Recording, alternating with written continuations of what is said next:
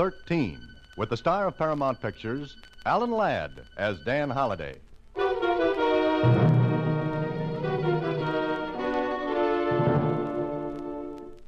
Box 13, care of the Star-Times. If your advertisement, Adventure Wanted, will go anyplace, do anything, is bona fide, do this. Call Yorkside 89078 and ask for Dr. Ogden. Make an appointment with him. Then phone Madison 9548 and ask for Mr. Alexander. When you've done these two things, you will receive further instructions. I will wait until 3 tomorrow afternoon. Receive further instructions. I will wait until 3 tomorrow afternoon for your call. If you want money, I can arrange that. If you want adventure only, this will give it to you. There was no signature, so I assumed the letter was from the mysterious Mr. Alexander, who liked telephones. I was right. It was his nickel and $1 million worth of trouble.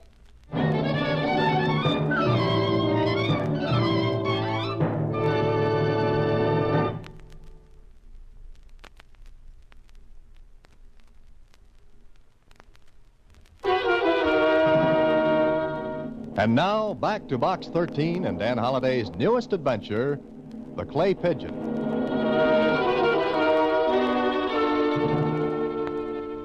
I wonder why you're to make an appointment with a doctor, Mr. Holliday. I don't know, Susie, but it's a very interesting letter. I'll tell you what, suppose you dial the first number for me, and we'll get in touch with Dr. Ogden. Uh-huh. Let's see, that was Yorkside 89078. When you get the number, ask for Dr. Ogden, Susie. Mm-hmm. Hello? Hello. Dr. Ogden, please. This is Dr. Ogden speaking. Oh, thank you. Just a minute. He's on the line. Answered the phone himself. Oh, thanks. Hello, Dr. Ogden. Yes. I'd like to make an appointment to see you. Today? Well, let's say at your convenience. Well, would tomorrow be all right with you? Fine. What time? 2 o'clock sharp. 2 o'clock sharp. Fine. You know the address? Well, no, you'd better give it to me. Certainly. 7869 River Lane Terrace. Oh, just a second. Susie. Uh-huh. Take this down. That was 7869 River Lane Terrace. Yes, that's it. Okay, tomorrow at 2 then. I'll be waiting for you. Oh, just a second, Doctor. Yes? Don't you want to know who I am? No. I prefer to find it out my way.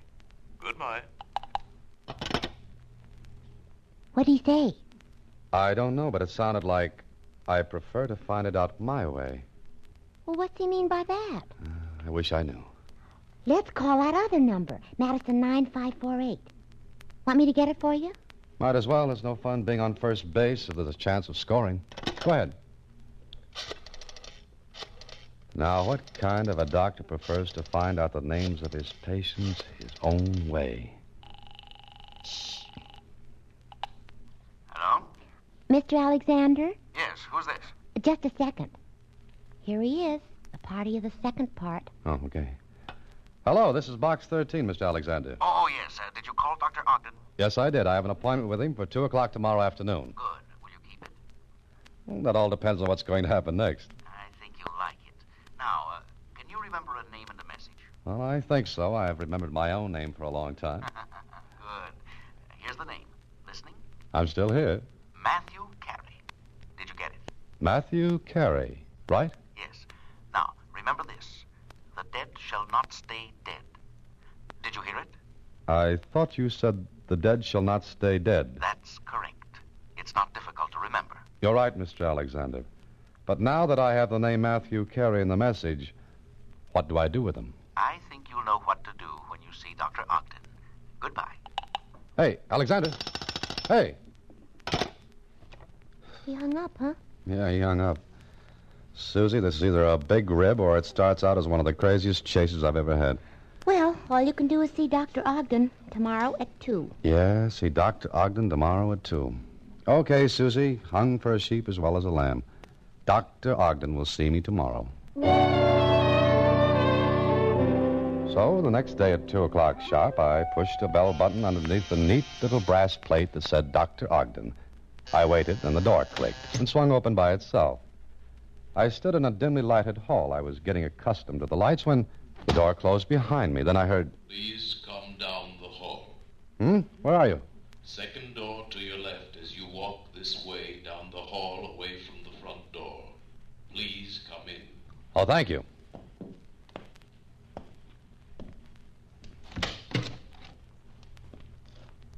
How do you do? Please close the door and come in. Thank you again. I'm very happy to see that you're prompt. You're the gentleman who called yesterday about 2 o'clock, yes? Yes, I called about that time. Good. Please be seated across the table from me. Now, may I ask who sent you to me? A mutual friend. May I ask the name of this mutual friend? Mr. Alexander. I don't seem to recall that name. Alexander? Alexander. Yes, Alexander. Well, no matter. You are Dr. Ogden. Yes, why do you ask? Well, I had no way of recognizing you, Doctor. For all I know, you may be someone else. I see you're a skeptic. About what? Don't you know? Huh? Oh, yes, of course. Shall we proceed? By all means, I'm very anxious to proceed, but first my name is... Please don't tell me. I have other ways of finding that out. Oh? First, we shall dim the lights. I control them from my chair here. You can still see me? Very dimly. Your eyes will become accustomed to this light in a moment. Now, there's a drawer on your side of the table. Please open it. You'll find a pad of paper and some pencils in there. Select any pencil and take the pad of paper. Okay, I've done it. Close the drawer. Now what do I do? Please write your name on one of the slips of paper from the pad, anyone. Underneath your name, write a question. Some problem that is worrying you. I shall attempt to advise you. I hope your skepticism does not interfere with our rapport. Wait a minute. You mean you're... What were you going to say? Let me get this straight. I'm to write my name on a slip of paper. Yes, and underneath any message, question, problem. Name. And a message. All right, that's done. Now what? Fold the slip of paper and place it under the teacup in the center of the table. There you are, Dr. Ogden. Good. We shall have to dim the lights a little more. I am trying to establish contact with your mind. I am trying to feel the psychic rapport between us. Think of your name and the message. Think of them. I see that your name is Matthew Carey. No! Who are you? Where did you come from? Now, wait a minute, Dr. Ogden. Take it easy. Get out! Get out, you're crazy! You know nothing! Get out! Calm down a minute, will you? Why should my name make you jump out of your chair like that? It's not your name. Please, you don't know anything. You can't know. What's the matter with you, Doctor? Please, get out of here! Go! Well, all right. But how did you know what name was on that slip of paper under the teacup? I said get out, or I'll have you thrown out!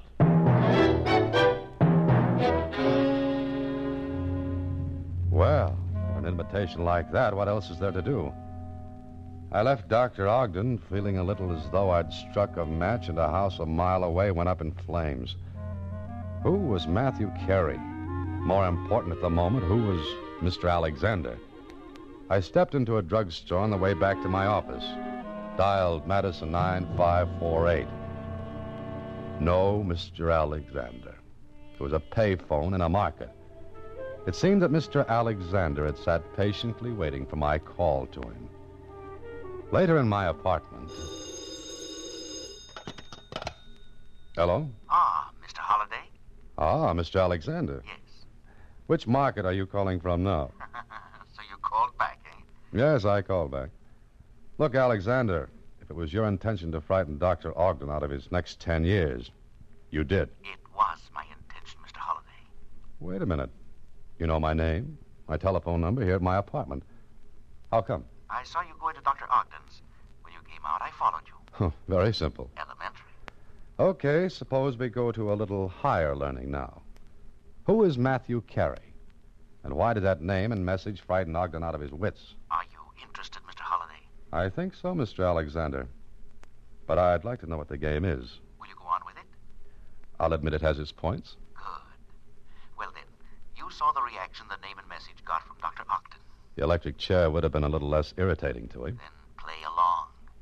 He'll undoubtedly come to see you or try to contact you in some way. See him, talk with him. But whatever he says or does, don't let on what you're doing. Mr. Alexander, that is the simplest thing in the world for me to do because I haven't the least idea what it is I'm doing.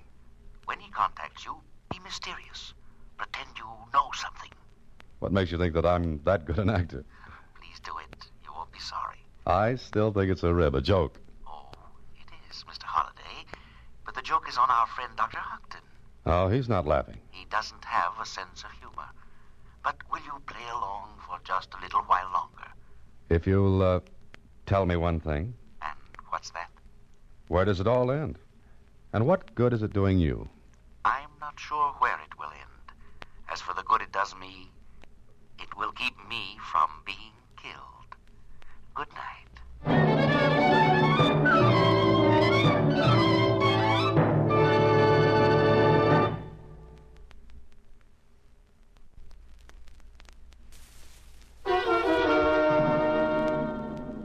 Now back to The Clay Pigeon, another Box 13 adventure with Ellen Ladd as Dan Holliday.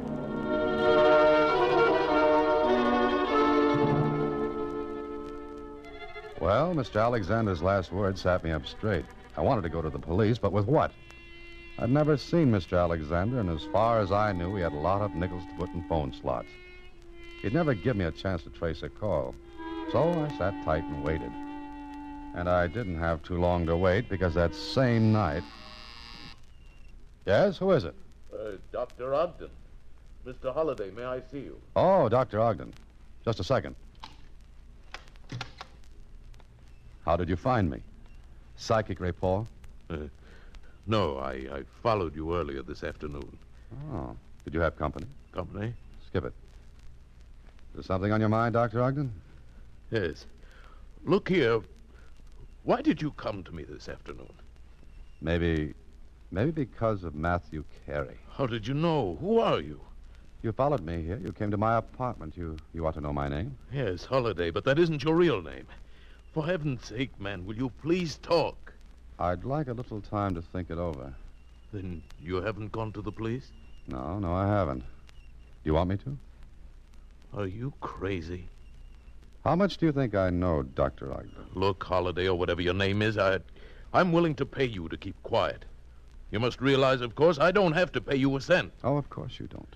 But I want no bad publicity. It'd be bad for my business. Now, how much? I told you I want some time to think it over. How long?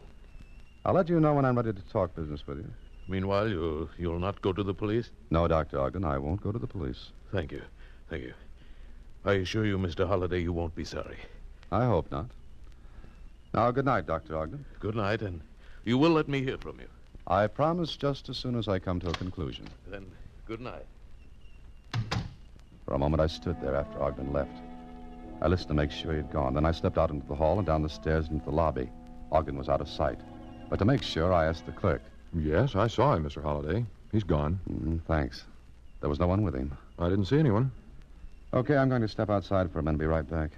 Hold any calls that come. Yes, sir, Mr. Holliday. There was no one in sight on the sidewalk. The traffic was thin. I was almost sure that Ogden hadn't come alone. Why, I don't know. But I walked a little piece down the street. I was about 50 yards away from my apartment building when... Mr. Holliday. Holliday. Huh? Who is it? Alexander. Where are you? This doorway. I didn't want Ogden to see me. Please come here. Come on out. Let me take a look at you. No, I've got to be sure Ogden doesn't see me. He's gone. I can't take the chance. Now, please come here. I want to tell you something. All right. Okay, what have you got to tell me? This. Feeling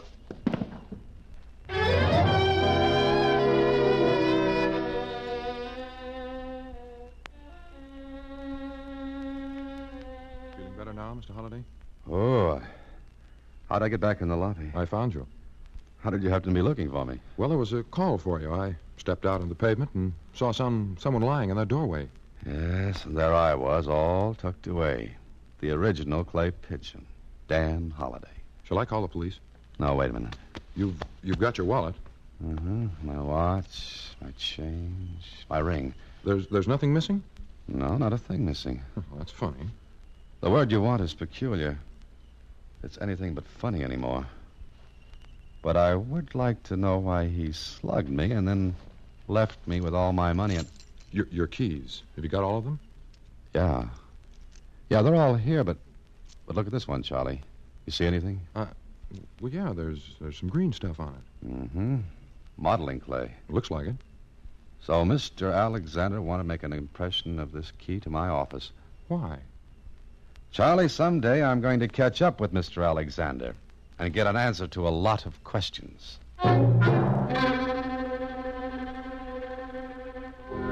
What did Mr. Alexander want in my office? The only way to find that out was to go there. I called Susie, got her out of bed, and an hour later met her at the office. Gee, I was scared when you called, Mr. Holliday. Yeah, but I needed you to take a look around this office. See if anything's missing. You take that side of the room, Susie. I'll try and come over here. But there's nothing here worth stealing. File cabinets are still locked. None of them forced? They don't look like it. Open them and look inside. All right. Not a paper disturbed, not even a pencil out of place. Okay, I'm crazy. I give up. How about the cabinets, Susie? Gee, they're just like I left them when I went home. I remember straightening them today because I wanted to find that... Okay, let's forget it. You know what I think, Mr. Holliday? No, what do you think, Susie? I think Mr. Alexander is a lunatic. Well, tell him to move over. He's getting company. The guy slugs me, makes an impression on my office key, and now what? You know, Mr. Holliday, I think you ought to find out about that Matthew Carey. Hey, that's an idea, Susie. Okay, pack up and go home now. Tomorrow, you and I are going to the morgue of the Star-Times, and we'll see what we shall see.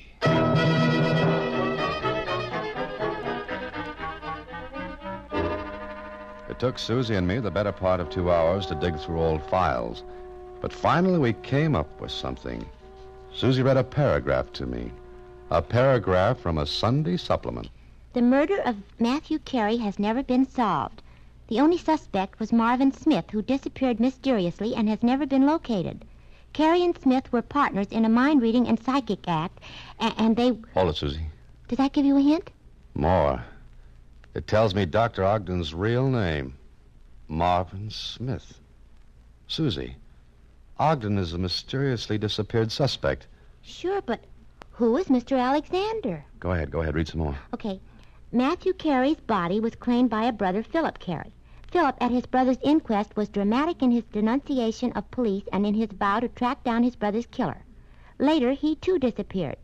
The Matthew Carey case remains another famous unsolved murder. Gee, Dr. Ogden killed Matthew Carey. Yeah, that's the way it looks. Now, all I've got to figure out is what I'm doing in the act. Why did Philip Carey send me to Dr. Ogden in the first place? To scare him. Oh, that was only part of it. Obviously, Susie, Carey, or Mr. Alexander, as I shall fondly remember him, wanted to make Ogden think that someone was on to him. But why pick on me?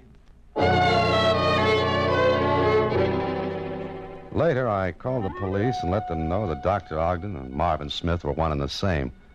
Or at least I thought they were.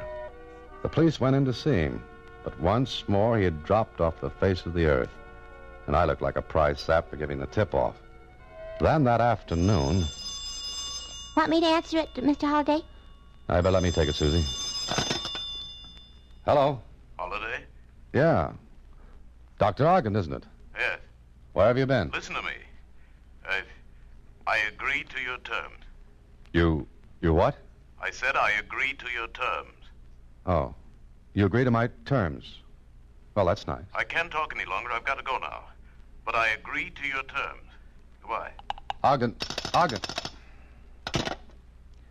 You know, Susie, someday I'm going to have that instrument taken out and thrown in the river. Is something the matter? Yeah, something's the matter, and it's all with me. That was Dr. Ogden, huh? That was Dr. Ogden. And he agrees to my terms. He agrees to your terms? What terms? That's the question, Susie. What terms? Now... Oh, no, not again. I'll answer it. No, I brought this on myself. I'll take it. Hello? Good afternoon, Mr. Holliday. Well, Mr. Alexander, how do you do? How's your head? How would your head be after a bolero was drummed out on it? I'm very sorry I had to do that, but it was necessary. Alexander, if I could only see you just once. How would you like to do just that tonight? What do you mean? Meet me at midnight tonight at the corner of Bay Boulevard and Shore Drive. It's a pretty lonely neighborhood. What's the idea? You would like to see this finished, wouldn't you? Yes. Yes, I would. Then meet me, but come alone. Absolutely alone, understand? What if I don't? I'll be very disappointed in you. Goodbye. What now, Mr. Holliday? Good question, Susie. I've already made the police think I'm a little off by sending them after Ogden. Okay, I'll meet Mr. Alexander tonight, but not before I do a lot of thinking.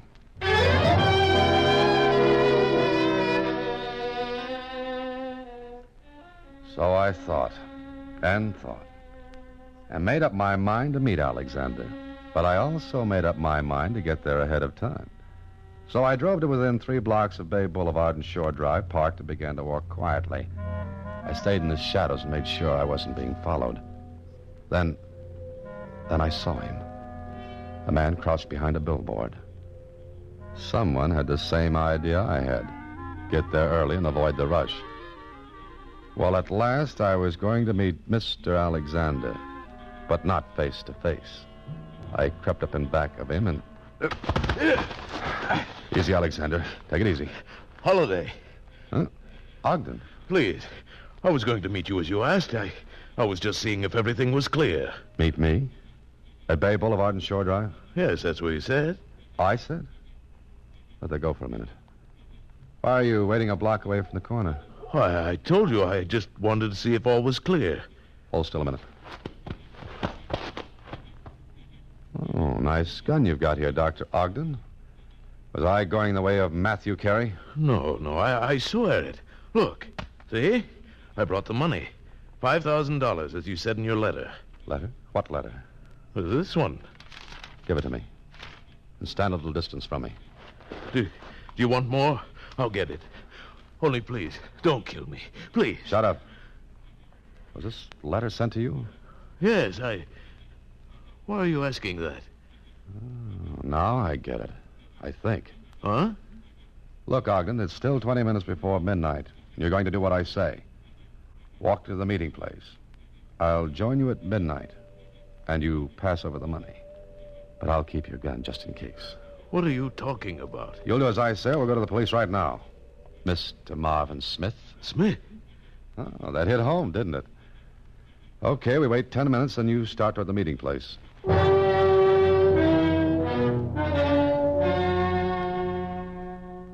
At midnight, I walked toward the corner. It was very dark, and I could just make out Ogden's silhouette. Holiday. Yeah. Now, remember what you're to do. Hand me that package of money. Yes, here. Now, as I walk away, I'll fire your gun. I'll drop to the pavement. You stand right there. Get it? Yes. Okay. Here goes.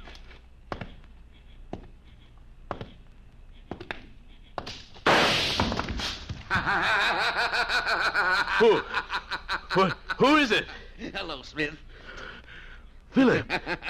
Philip Carey. You did just exactly what I thought you'd do, Smith. You killed him. Now I'm going to kill you as you killed Matthew. Don't move. Keep your back toward me. Now take a moment, Smith. Take a moment to think how it must have felt to my brother. But now... Drop that gun, Carey. You... Drop it. You dirty meddler. Ogden, quick, down, drop. Oh! You shot him, Holiday. Just in the hand. Oh, killed Matthew. Let me get at him. The police will take care of him and you. And I'll be glad to see it. Because I don't like being a clay pigeon. Now, let's get going, both of you. I've got to explain a few things to my secretary.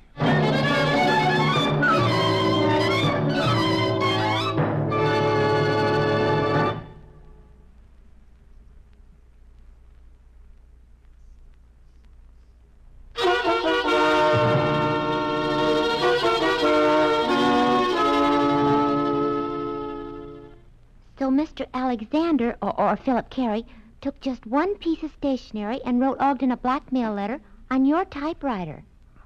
That's why we found nothing missing. Right, Susie. One piece of paper wouldn't be missed. But if it hadn't been for the clay on the key, I wouldn't have known he even got in here. But what was he going to do? It was a beautiful setup, Susie. He sent Ogden the blackmail letter. Ogden thought I sent it and was blackmailing him. Ogden was set to kill me, which is just what Alexander or Carey wanted. Okay, so Ogden kills me. Then Alexander steps in, kills Ogden, puts the gun in my dead little hand, and goes away for good. And then? And what did the police find? $5,000 in my pocket, a blackmail letter to Ogden written on my stationery, my typewriter. It's an open and shut case. Shut right on my neck. Aha, but there's one thing wrong. What? I could have testified differently. I knew the whole thing. Alexander wouldn't have gotten away with it. I don't like to keep things from you, Susie, but I was going to. What? Mr. Alexander would have come after you. Mr. Holliday, let's take the ad out of the Star Times for a while. Then what will we do for excitement? Good night, Susie. Listen in again next week when, through the courtesy of Paramount Pictures, Alan Ladd stars as Dan Holliday in Box 13. Box 13 is directed by Richard Sandville, and this week's original story was written by Russell Hughes. Original music is composed and conducted by Rudy Schrager, and the part of Susie is played by Sylvia Picker. Vern Karstensen is in charge of production. Box 13 is a Mayfair production from Hollywood. Watch for Alan Ladd in his latest Paramount picture.